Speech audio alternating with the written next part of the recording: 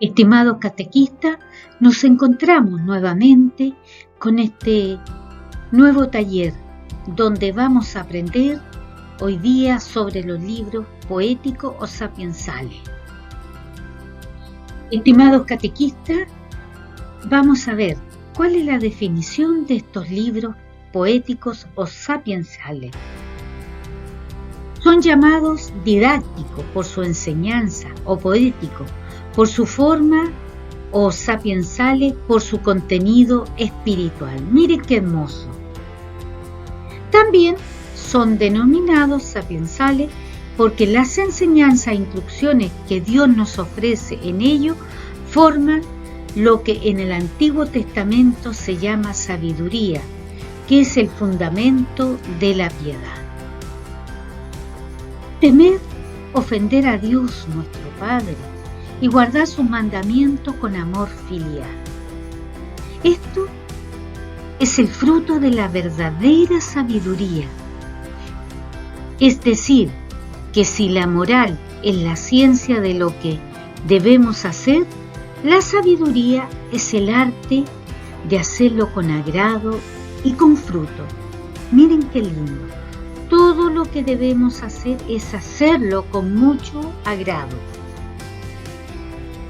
Lo escuchamos en la Biblia y nos dice: a su palabra el agua se detuvo como una masa, a su voz se formaron los depósitos de las aguas. Si pudiéramos decir, esto es un tratado espiritual. Su tema es la reflexión, la prudencia, el estudio, la oración, lo que hemos ido haciendo durante todo este tiempo. Las enseñanzas morales y religiosas que tienden a dirigir la vida individual, indagan sobre la naturaleza del hombre y meditan sobre el misterio de Dios. Sus autores son considerados como sabios. Vamos a comenzar por el libro de Job. ¿Quién era Job? Un varón justo y temeroso de Dios. Está acosado por tribulaciones de tal manera que humanamente ya no puede soportarla. Sin embargo, no pierde la paciencia, sino que resiste a todas las tentaciones de desesperación. Imagínense, él que es capaz de resistir todo, guardando la fe en la divina y justicia y providencia. Lo podemos confrontar con su libro en el capítulo 2, versículo 10, dando un bello mensaje sobre el dolor. El autor de este libro, inspirado, que compuso el poema reuniendo en forma sumamente artística las tradiciones acerca de Job, vivió en una época en la cual la literatura religiosa estaba en pleno florecimiento, es decir, antes del cautiverio de Babilonia. No hay que negar que el estilo del libro de Job tiene cierta semejanza con el del profeta Jeremías, por lo cual algunos consideran a este como autor, aunque está claro que Jeremías es posterior y reproduciría pasajes de Job. Job está cubierto de llagas, insultado por sus amigos, padeciendo sin culpa y presentando a Dios quejas tan desgarradoras como confiadas. Es imagen de Jesucristo y sólo así podemos descubrir el abismo de este libro, que es una maravillosa prueba de nuestra fe. ¿Cómo está distribuido este libro? El libro posee 42 capítulos y está distribuido en 4 partes. Vamos a ir viendo cada una de estas 4 partes de esta distribución. La primera, el prólogo, que es la felicidad y prosperidad de Job, capítulo 1, capítulo 2. El segundo, el diálogo, con 3 ciclos de discurso desde el capítulo 3 al 27. El primer ciclo de discurso es del 3 al 14, el segundo ciclo de discurso es del 15 al 21, tercer ciclo de discurso del 22 al 27, y hay un intermedio, elogio de la sabiduría, en el capítulo 28, y la conclusión del diálogo está en el capítulo 29 hasta el 31.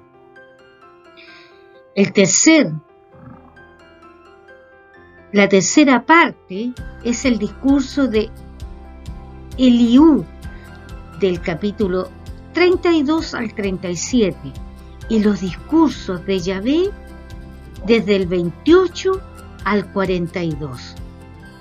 Ustedes pueden tomar sus Biblias e ir confrontando también y atrévanse a leer este maravilloso libro de Job.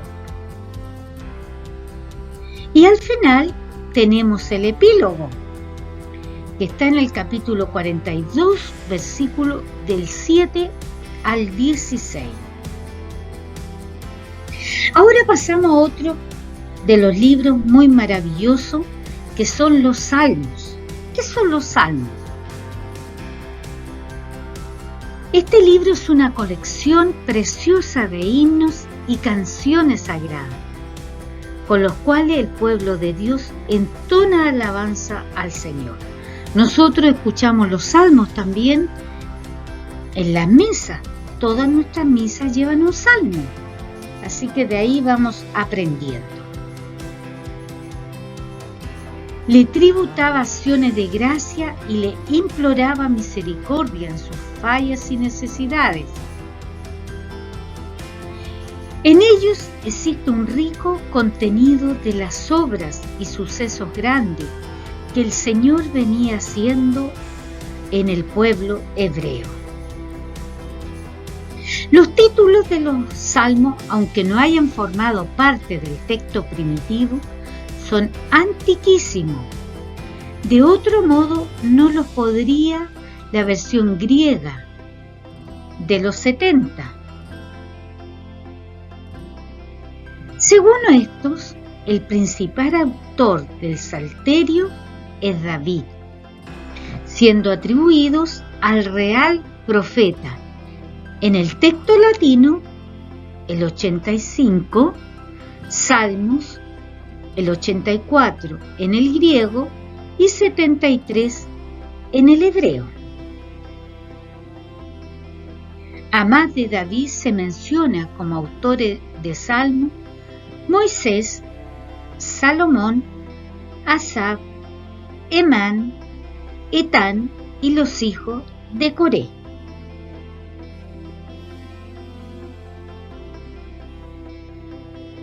Se ha dicho que los salmos son como un resumen de toda la Biblia, historia y profecía, doctrina y oración. Miren qué hermoso.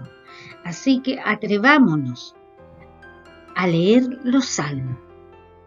En ellos habla el Espíritu Santo y nos enseña lo que hemos de pensar, sentir y querer con respecto a Dios, a los hombres y a la naturaleza. Y también nos enseña la conducta que más nos conviene observar en cada circunstancia de la vida. ¿Cómo están distribuidos los salmos? Es muy interesante. Todo el Salterio consta de 150 salmos, divididos en el texto hebreo en 5 libros. Así, el primer libro, Salmos del 1 al 40. El segundo libro, Salmo del 41 al 71. El tercer libro de los Salmos del 72 al 88. El cuarto libro, los Salmos del 89 al 105, y el quinto libro de los Salmos del 106 al 150.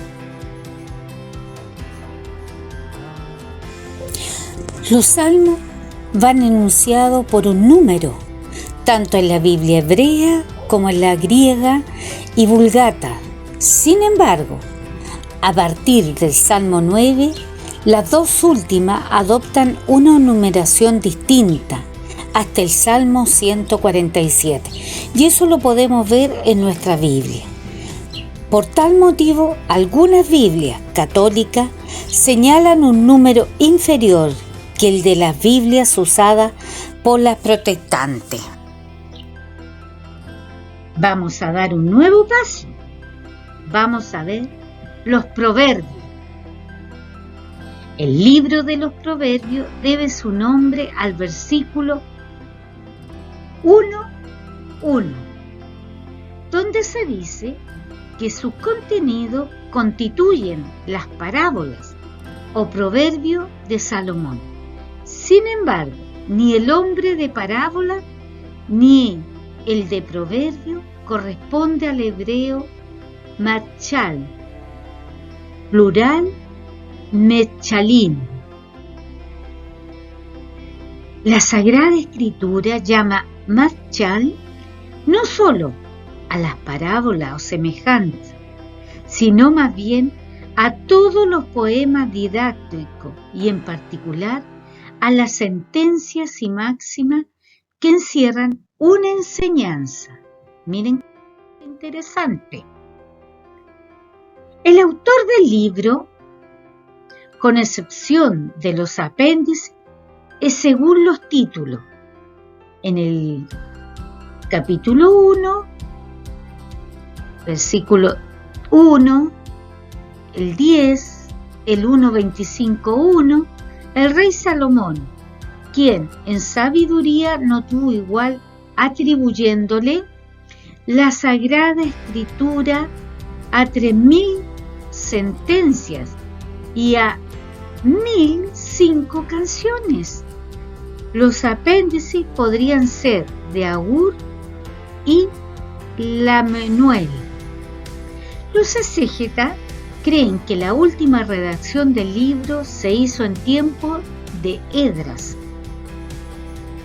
La sabiduría de la Sagrada Escritura es inspirada por Dios, lo cual implica su inmenso valor. Porque no es ya solo dar fórmulas verdaderas en sí mismas, que pueden hacer del hombre el autor de su propia felicidad, a la manera insensible, sino que es como decir: yo, tu Dios, que soy también tu amantísimo Padre, me obligo a hacerte feliz, comprometiendo con ello toda mi omnipotencia. ¿Cómo están distribuidos el libro de los proverbios? El libro de los proverbios puede dividirse en 5 partes. La primera, el elogio de la sabiduría, del 1 al 9, hijo mío. La segunda, la colección de proverbios, del capítulo 10 al 22. La tercera, los dichos de sabios, cuyo origen no se puede precisar, del capítulo 22 al 24. La cuarta, segunda colección de proverbios de Salomón, del capítulo 25 al 29, Ezequías, adiciones diversas a la recopilación primitiva, o apéndice, del capítulo 30 al 31.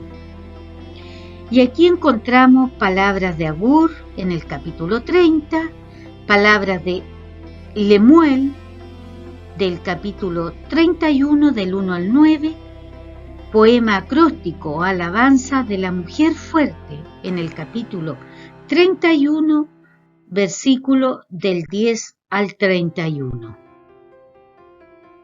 Ahora seguimos avanzando y llegamos al libro del Eclesiastés o Coelet, que en hebreo se le denomina Coelet. Significa predicador, o sea, el que habla en la iglesia o asamblea.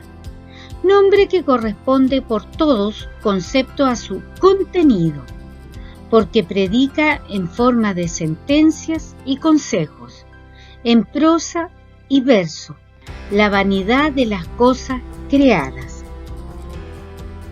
Se llama este libro Eclesiastés porque llegó a ser un libro muy leído en la iglesia cristiana primitiva, pero los biblistas continúan sin resolver el misterio de este nombre.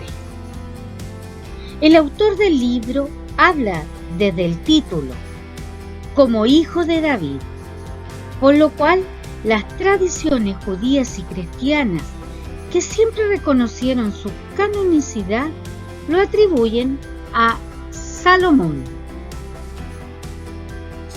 El Eclesiastés, más que un libro ordenado, es un carnet de nota donde el maestro de sabiduría ha ido escribiendo durante un periodo difícil de fijar, pero quizás largo, sus reflexiones, y no se tiene la misma idea de las cosas todos los días.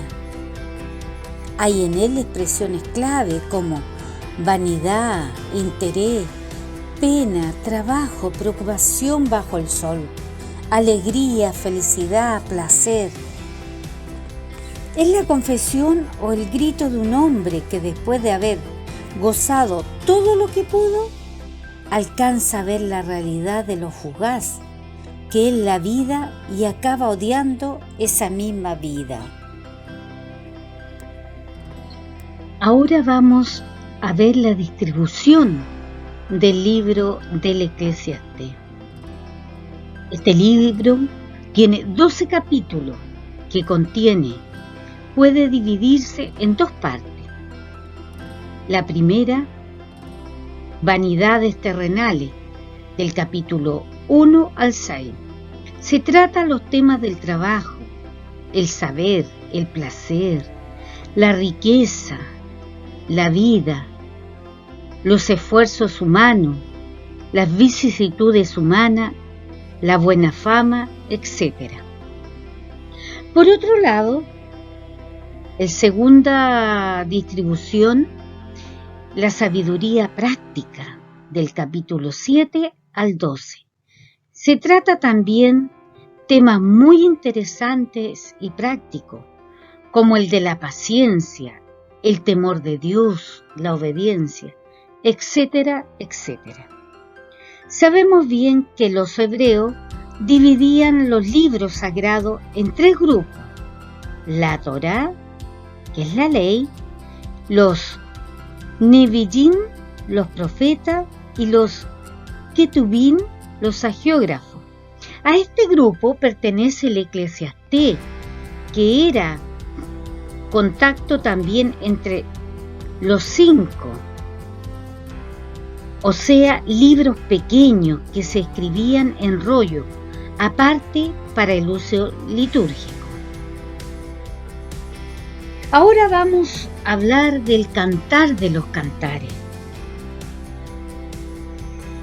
El título Cantar de los Cantares equivale en el lenguaje bíblico a un superlativo como vanidad de vanidades. El Eclesiastés, capítulo 1, lo encontramos, y el capítulo 2, el más bello de los poemas. El Rey de Reyes y Señor de los Señores. Esto ahí lo tenemos, aparece en el Apocalipsis, capítulo 19, versículo 16, y etc. Y quiere decir que esta canción es superior a todas. Por otro lado, el alto canto se le llama en alemán, en italiano, la cántica por excelencia.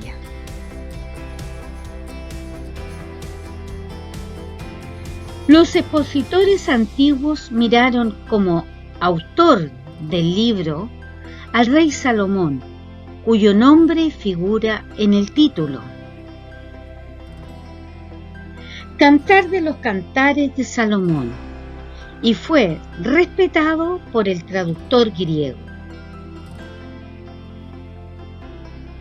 La Vulgata no pone nombre de autor y diversos exégetas católicas remiten la composición del cantar a tiempos posteriores a Salomón. El Cantar de los Cantares posee una particularidad: no aparece la palabra Dios, lo que hizo dudar a muchos biblistas sobre su canonicidad.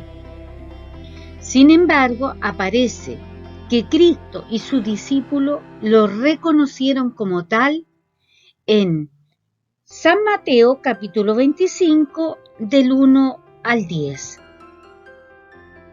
La parábola de las 10 vírgenes o de las 10 jóvenes o doncellas nos recuerda el lenguaje del Cantar de los Cantares. ¿Cómo está la distribución del libro del Cantar de los Cantares? Este libro contiene 8 capítulos, distribuidos de la siguiente manera. 1. Reunión de los amantes. 2. El canto de la Sulamita. 3. Esponsales reales. 4. El amor perdido y hallado. 5. Cántico de Salomón. 6. La vida unida. El libro de la sabiduría fue escrito en griego y pertenece, por tanto, a los libros deuterocanónicos de la Biblia. Fue compuesto probablemente no en Palestina, sino en Egipto, donde había muchos judíos que ya no comprendían el hebreo y por consiguiente usaban los libros santos en lengua griega. El texto griego señala como autor al rey Salomón, no así la Vulgata, la cual no pone nombre de autor. El verdadero autor desconocido debió de ser un varón piadoso que buscaba consuelo en la contemplación de los misterios de Dios. Y parece que se propuso fortalecer a las víctimas de una persecución, para lo cual este libro es una inspiración incomparable. ¿Cómo está distribuido? Vayamos allá. ¿Cómo se distribuye este libro de la sabiduría? Primero hay que saber que consta de 19 capítulos, que se pueden distribuir en 3 partes. La primera, la sabiduría divina, que se ha manifestado por el destino final de los justos e impíos, la condición de adquirir la sabiduría. Raciocinio de los impíos. La segunda parte, el pseudo Salomón describe la sabiduría. ¿Cómo está la sabiduría? Origen, naturaleza, acción y medios. Y la tercera parte, la sabiduría divina actúa en la historia. De Adán a Moisés. Paciencia de Dios con los cananeos. Locura de los idólatras y sabiduría de Israel, fiel al único Dios. El libro del Eclesiástico o Siracida le da este nombre, que es debido al constante uso que de él se hacía en la iglesia, especialmente la instrucción del pueblo y de los catecúmenos que iban a ser bautizados. Miren qué interesante. Basta este nombre para mostrarnos el aprecio que la Iglesia tenía de su utilidad como arsenal de doctrina y de piedad, y también para darnos una idea de lo familiarizado que estaban los fieles en los tiempos de fe con el conocimiento de este divino tesoro de sabiduría. El nombre del libro de Jesús, hijo de Sirach, o sabiduría de Sirach, le viene de su autor, Jesús, Josué, descendiente de un cierto Sirach, que vivía en Palestina al comienzo del siglo II a.C. El libro fue escrito por los años 200 al 160 a.C.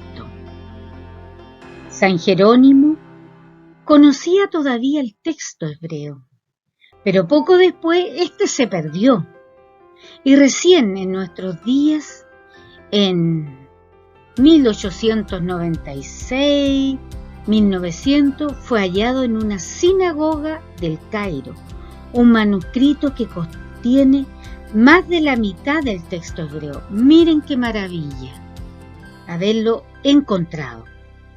Ello muestra, por otra parte, que este libro deuterocanónico, aunque no forma parte del canon judío, fue tenido siempre en grande estima por Israel, cuyos maestros lo citan hasta hoy como fuente de suma autoridad. Para ilustrar su doctrina, recorre finalmente el autor en los capítulos 44 al 50 la historia del pueblo escogido, presentándonos con elogio los varones sabios y justos, desde Abraham hasta Simón, hijo de Onías. Termina con una oración y una maravillosa exhortación para que todos aprendan y aprovechen de la sabiduría que todos se brinda gratuitamente para saciar la sed del corazón. El eclesiástico o siracida, su distribución. Posiblemente el autor Ben Sirach compuso este libro con sus 51 capítulos en 13 capas. El primero, recopilación del 1 al 24, y ahí encontramos una introducción general sobre la sabiduría. La sabiduría instruye a sus hijos. Buscar la sabiduría y rechazar el mal. Prudencia en las relaciones. Reflexiones sobre el poder, la riqueza, la felicidad. Miren qué interesante. Segunda recopilación, desde el 25 al 33. Aquí encontramos matrimonios felices y desgraciados, negocios y relaciones humanas, cuestiones de educación. Y en esta tercera parte, recopilación, autoridad del Padre, sufrimientos humanos y muerte, la sabiduría en la historia de su pueblo. Sería interesante que cada uno de nosotros escogiera uno de estos libros y lo pudiera leer y pudiera ir rescatando, subrayando aquellas frases, aquellas palabras que le llamen la atención. Sería un lindo trabajo y desafío para el tiempo que se nos viene por delante. Queridos catequistas, ya estamos llegando al final y les deseo que puedan darse tiempo para leer, aunque sea un libro, y después se van a entusiasmar leyendo lo siguiente, y que el Señor los bendiga a cada uno de ustedes en esta labor maravillosa que están realizando.